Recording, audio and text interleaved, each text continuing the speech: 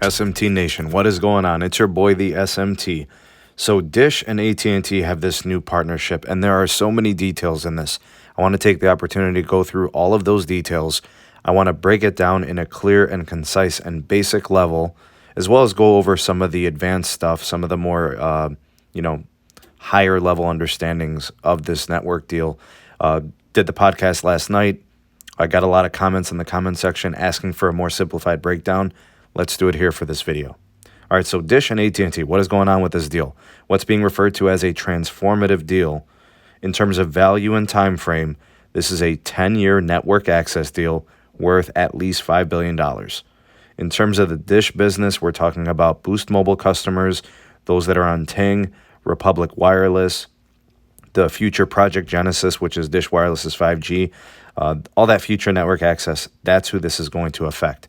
It's going to become AT&T network access in the near term and the long term for voice and data, so LTE and 5G when it's available. So no longer necessarily going to be a T-Mobile connection. It probably most likely in most cases, and I think really what this deal is about AT&T access.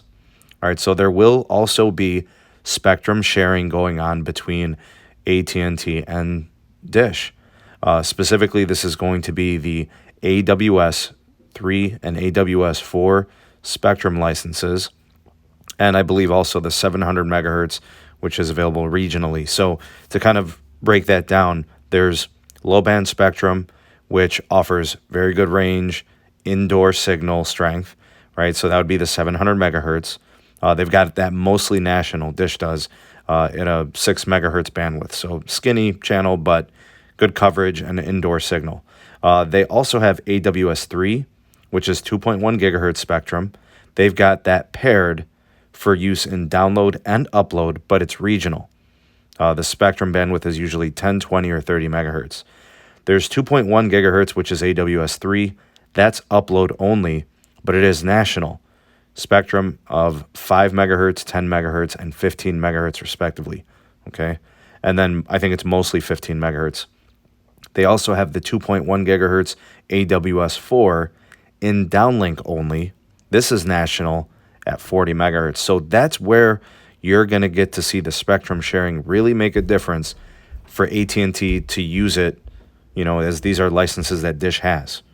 So this instantly brings Dish this capacity ready to use over the AT&T network.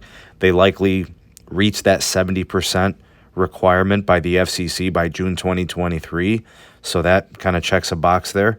AT&T obviously has more than 70% of the U.S. population with AWS connectivity. There might have to be some tower upgrades, to make sure that this works with their Band 4 and Band 66 utilization. So Dish will put their license to use on all currently capable sites. And then I think in the future, many of these existing AT&T sites will receive a full antenna and radio upgrade for it. So I think while they're climbing these towers, not only are they going to put up all that AWS, gear that they'll require, but also they're going to be doing the Band 14, FirstNet upgrades, the Band 29, the Band 30, and then, of course, C-Band. So they've got a lot to do. AT&T is also increasing CapEx, so they'll be able to really dedicate a lot of their money after spinning off media, reducing debt, increasing their spending, and they've got the cash flow to do it. Now the question becomes, how does this deal benefit the customer? Number one, a better, more uniform, and nationally reliable network for AT&T than T-Mobile. So again, my personal experiences, I've traveled the state of Ohio and across many regions of the U.S., AT&T, a more complete and thorough national network. Number two, you're going to get better rural coverage. You've got the FirstNet networking, coverage expansion, making a difference. It rivals that of Verizon, and, T-Mobile just can't compete with that. I think also, as I spoke to this earlier, the combining of the spectrum assets brings great capacity.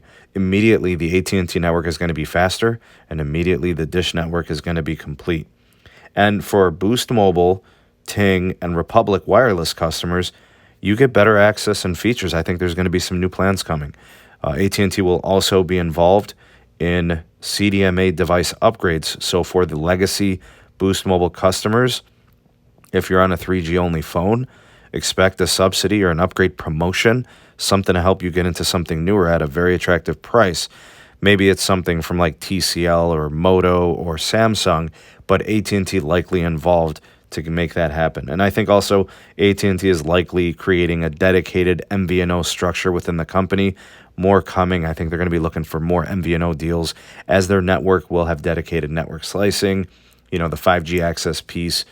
They've got a lot of spectrum coming. These upgrades are great, and I think they're ready to make this move. So for existing Boost Mobile customers, you may need a new SIM card. You might have to get one mailed to you.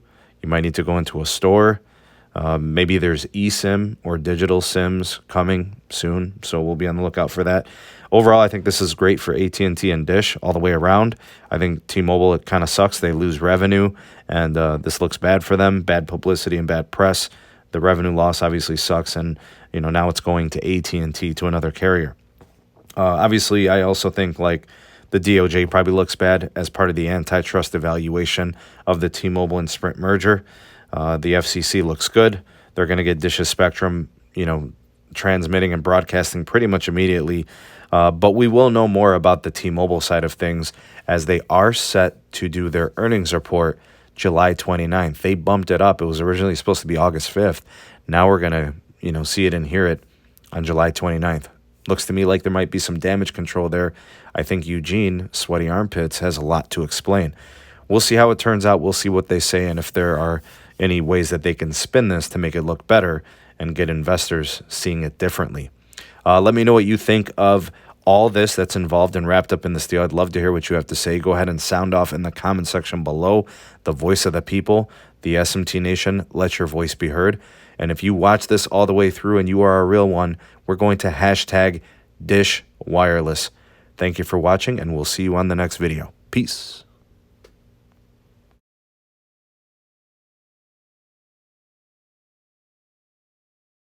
Thank you for taking this opportunity to watch the SMT YouTube channel. If you appreciated this video, give it a like and a share to all your favorite social media platforms. Thank you in advance for that. Also, check out some of the links in the description box. We have the SMT Patreon page. We also have the Twitter handle @SneedTech. And do check out the audio-only podcast available on all the major podcast platforms.